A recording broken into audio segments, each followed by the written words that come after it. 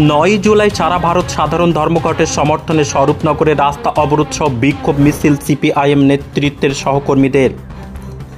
শ্রমিক স্বার্থবিরোধী labour code বাতিল ও রাষ্ট্রায়ত্ত শিল্প, রেল, ব্যাংক, বিমা বেসরকারীকরণের বিরুদ্ধে দীর্ঘস্থায়ী প্রতিরোধ আন্দোলন গড়ে তোলবার লক্ষ্যে এআইইউটিইউসি সহ 10টি কেন্দ্রীয় ট্রেড ইউনিয়ন ও স্বতন্ত্র সর্বভারতীয় ফেডারেশনগুলির আহ্বানে 9 জুলাই সারা ভারত সাধারণ ধর্মঘটের সমর্থনে স্বরূপনগর বাস স্ট্যান্ড সংলগ্ন এলাকায় দলীয় কার্যালয়ের সামনে, এলাহাবাদ ব্যাংক, এসবিআই ব্যাংক সহ স্বরূপনগর বিডিও দপ্তরের সামনে সিপিআইএম স্বরূপনগর 1 নম্বর এরিয়া কমিটির নেতৃত্বে সহকর্মীরা ধর্মঘটের সমর্থনে সরকারি ব্যাংক ও বিডিওর কার্যালয়ের গেটে তালা লাগিয়ে দেয়।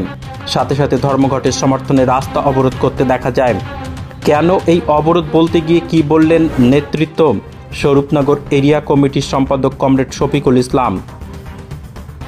এমএস নিউজ বাংলা চ্যানেলের পরবর্তী খবর সবার আগে পেতে ইউটিউবে চ্যানেলটি সাবস্ক্রাইব করুন, ফেসবুক পেজ ফলো করুন, ফলো বাটন ক্লিক করুন, সেই সঙ্গে এই খবরটি ফেসবুকে প্রচুর পরিমাণে শেয়ার করুন।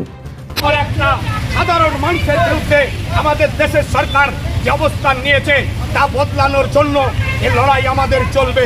আজকের ধর্মঘট মানে আমরা মানুষকে জানান দিতে চাই, যারা সেই ধর্মঘটকে মানতে পারলেন না, জেনে রাখুন আজ হোক আর কাল আপনাকেও কাগজ দিয়ে লাইনে দাঁড়াতে হবে। ওরা এনআরসি করতে চাই, বাপের 14 গোষ্ঠীর দলিল চাই, জন্ম প্রমাণপত্র চাই। আপনি বেরিয়ে পড়লেন রাস্তায়, আপনাকেও ভুগতে হবে। বামপন্থীরা লড়াই করছে, এদেশের মাটিতে এনআরসি করতে দেবে না, স্মার্ট মিটার লাগাতে দেবে না। তার জন্যই ধর্মঘট। আন্তরিকভাবে আমাদের পাশে আপনারা থাকবেন এই আশা রেখে আপাতত আমরা অবরোধ তুলে নিচ্ছি।